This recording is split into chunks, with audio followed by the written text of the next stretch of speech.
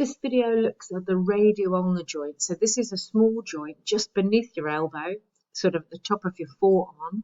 Gets quite confused with the elbow or wrist movements if you're not careful. So we've got to make sure it's isolated. So again, we're looking at what movements happen at the radio-ulnar joint and what muscles cause that movement. There are only two movements you need to know, pronation and supination. Both are rotational movements.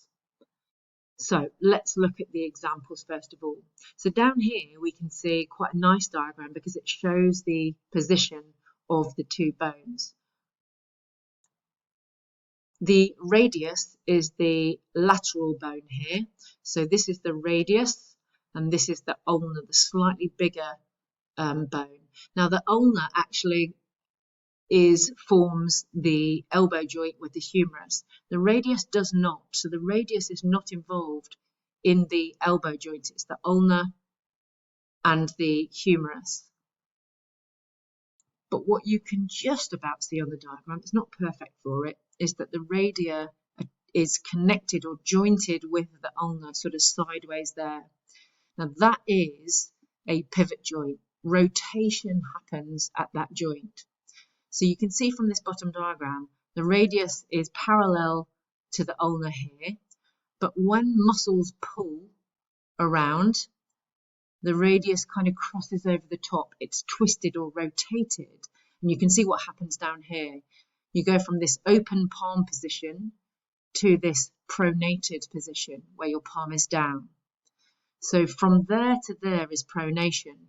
From there back to this original position is supination. So when you have palm down, it's pronation, to palm up is supination, and that would be my clue for you to remember. So let's look at this one. When you rotate at the radio-ulnar joint so that your palm is facing up, like this one, it's supination. So remember, as if you're carrying some soup, a bowl of soup, or your palm is up. I tend to remember up is supination. So forearm rotates so that the hand moves from facing down to facing up, supination. The easy thing with this though is the muscles are called supinators. So you can see when this supinator muscle pulls, it will rotate the arm so that it's the forearm so that the palm is up. So forearm supinators are the agonists for radio-ulnar supination.